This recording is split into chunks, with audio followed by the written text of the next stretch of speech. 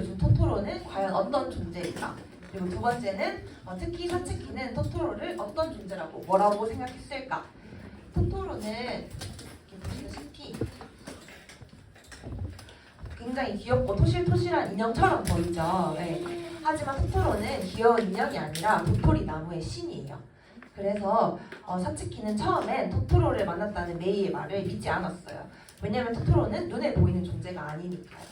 하지만 토토로를 직접 만나고 행복한 시간을 보내게 되면서 곧 친구 같은 관계가 돼요. 그런데 사츠키는 토토로를 왠지 친구 그 이상으로 생각하는 것 같아요. 우리 랩런트들은 문제가 생기면 하나님께 기도로 질문하고 말씀으로 답을 얻죠. 근데 메이를 잃어버렸을 때, 즉 문제가 생겼을 때 사츠키는 토토로가 있는 숲을 향해서 달려가요. 그리고 토토로에게 메이를 찾아달라고 도움을 구해요. 즉 사츠키는 토토로를 자신의 문제를 해결해주고 의지할 수 있는 신과 같은 존재라고 생각하고 있어요. 또한 토토로를 만났다는 메이의 말에 아빠는 놀라거나 당황하지 않고 아무렇지 않게 두 딸을 데리고 숲속에 있는 큰 도토리 나무로 데리고 가요. 그리고 아주 옛날에는 나무와 사람이 친구였다고 말하면서 아이들과 함께 그 나무에게 인사를 해요. 여기서 우리가 유익 있게 봐야 되는 점은 영화의 배경이 우리나라의 시골의 모습과 비슷하지만 자세히 보면 곳곳에 다양한 동물 모양의 한 신상이랑 우상 숭배를 하며 하나님이 아닌 다른 신들을 섬기는 신상들을 볼 수 있어요. 토토로가 살고 있는 거대한 나무에는 띠가 이렇게 둘러져 있고 그 앞에는 마을 신당이 차려져 있어요. 사츠키가 메이를 업고 아빠를 기다리던 정류장에도 여우 모양의 석상이 있는 이제 작은 신당이 모셔져 있죠.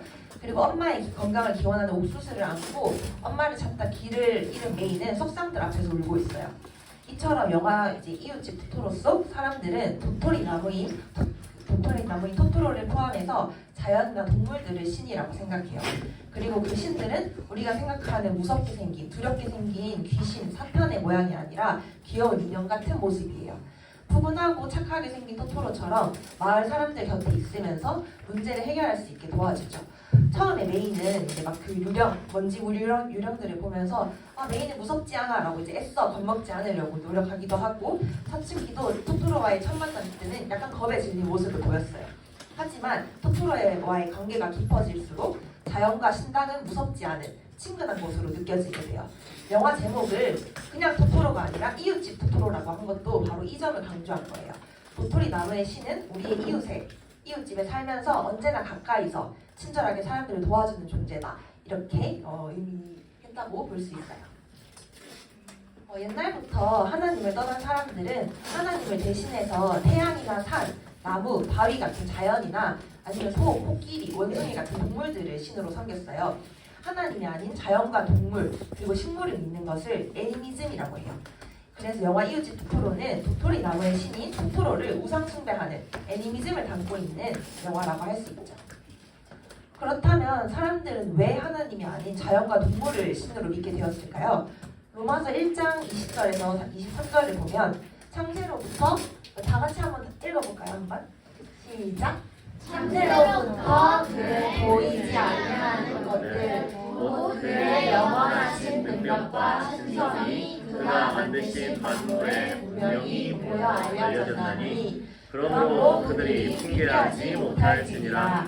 하나님을 알되 하나님을 영화롭게도 아니하며 감사하지도 아니하고 오히려 그 생각이 허망하여지며 미련한 마음이 어두워졌나니 스스로 지혜 있다 하나 어리석게 되어 썩어지지 아니하는 하나님의 영광을 썩어질 사람과 새와 짐승과 기어다니는 동물 모양의 우상으로 바꾸었느니라. 사람들이 하나님을 대신해서 자연과 동물을 신으로 믿게 된 것은 하나님을 알지 못했기 때문이에요.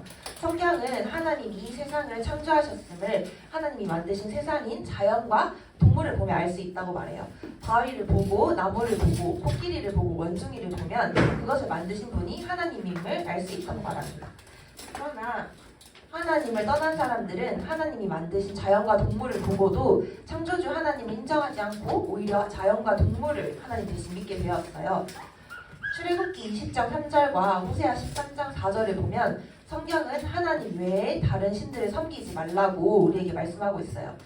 자연은 단지 하나님이 만드신 피조물일 뿐이고 하나님만이 우리의 구원자이시기 때문이죠. 그래서 도토리 나무는 토토로 신이 아니라 하나님이 만드신 나무인 거예요. 이렇게 영화 이웃집 토토로가 우상숭배에 관한 영화이긴 하지만 우리 랩런트들은 이 영화를 통해 배울 점이나 도전받을 점도 분명히 있어요. 먼저 사츠키와 레이의 순수한 모습이 참 보기가 좋죠. 특히 사츠키는 병원에 계신 엄마를 대신해서 집을 청소하고 식사를 준비하고 동생을 돌보지만 본인이 처한 상황에 불평이나 불만을 하지 않고 감사하면서 살아가요. 그리고 잃어버린 동생을 찾기 위해서 쉬지 않고 달리는 모습이나 엄마의 병이 낫기를 바라면서 엄마를 바라보는 모습에서 따뜻한 가족의 사랑을 느낄 수 있어요. 이러한 사츠키의 모습은 힘든 상황 속에 있는 관객들에게 큰 도전과 위로를 안겨줘요. 물론 이제 예수가 그리스도시고 모든 문제를 해결하셨다라는 참된 해답 외에는 이제 참된 치유라는 건 없지만 영화를 보는 짧은 시간만큼은 관객들이 힘을 얻을 수 있다는 거죠. 그리고 영화가 보여주는 상상력도 되게 대단해요. 왜냐면 토토로 같은 도토리 나무의 신을 믿는 것은 복음적이지 않지만 토토로의 귀엽고 포근한 캐릭터 디자인과 아름다운 음악, 풍경 같은 것들을 보면 관객의 마음도 편안해지죠.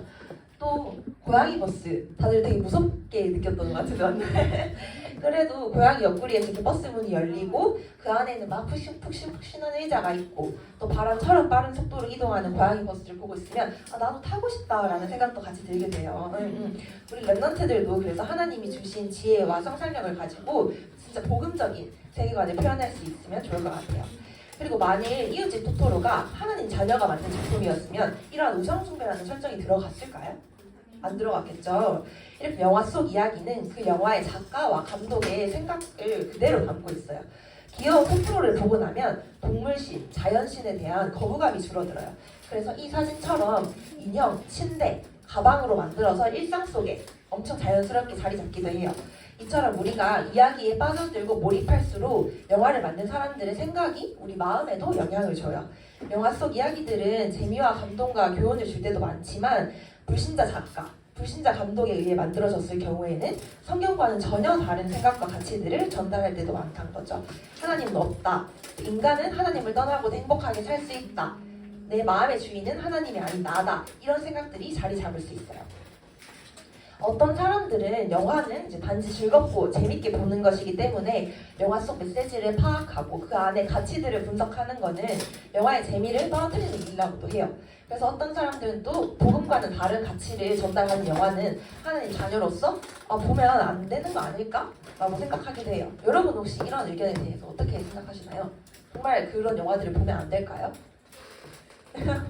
물론 영화를 재밌게 보는 것도 중요하지만 영화를 이렇게 재미로만 본다면 하나님을 떠난 불신자들이 전하는 복음이 아닌 이야기들에도 흔들리고 자신도 모르게 영향을 받을 수가 있어요. 또 하나님의 말씀과는 전혀 다른 생각을 전달하는 영화라고 해서 아예 보지 않는다면 우리 랩런트들이 앞으로 이 현장과 불신자를 어떻게 살려야 할지 확인하는 걸 놓치게 될 수도 있어요. 그래서 앞으로 영화를 볼 때는 다음과 같은 것들을 기억하면 좋을 것 같아요. 우선 영화를 재미있게 보는 거예요. 일단 먼저는 재밌게 보고 아무 영화나 보기보다는 미리 영화의 줄거리나 후기 같은 것들을 인터넷에 검색해서 찾아보고 보고 싶은 영화를 정한 다음에 이제 하나하나 보기 시작하면 조금 더 재밌게 영화를 볼 수 있을 것 같고, 두 번째는 영화를 볼 때 영화가 전달하고자 하는 주제가 무엇인지 살펴보고 복음의 눈으로, 하나님 자녀의 눈으로 이렇게 바라보는 거예요. 이를 위해서는 영화가 전달하고자 하는 걸 이제 파악하는 것도 중요하지만 영화 내용을 성경적으로 생각하고 이해하는 훈련도 필요해요. 그래서 성경 이야기와 다른 생각을 담은 영화를 볼 때마다 어떤 점에서 성경이랑 다른지, 또 그 영화에서 우리 랩런트들이 배울 점이나 도전받을 점은 또 무엇일지 이렇게 찾아본다면 영화를 조금 더 유익하고 재미있게 볼 수 있지 않나라고 생각을 해봤습니다. 그래서 오늘 제가 준비한 강의는 여기까지고 여기서 이제 저희가 특별한 활동을 하나 해볼 건데, 랩런트들이잖아요. 영화 속에 나오는 사츠키와 웨이, 이 친구들은 복음에 대해서 알지 못하잖아요. 여러분들이 사츠키와 웨이에게 하나님에 대해 알려주는 그런 편지를 써보는 시간을 가질 거예요. 되게 짧게. 그래서 그런 시간 한번 가져보고 수강 마무리하도록 할 텐데 한번 편지 써볼까요? 네. 사츠키와 웨이한테 친구처럼 편하게. 왜요? 그림 편지 괜찮아요.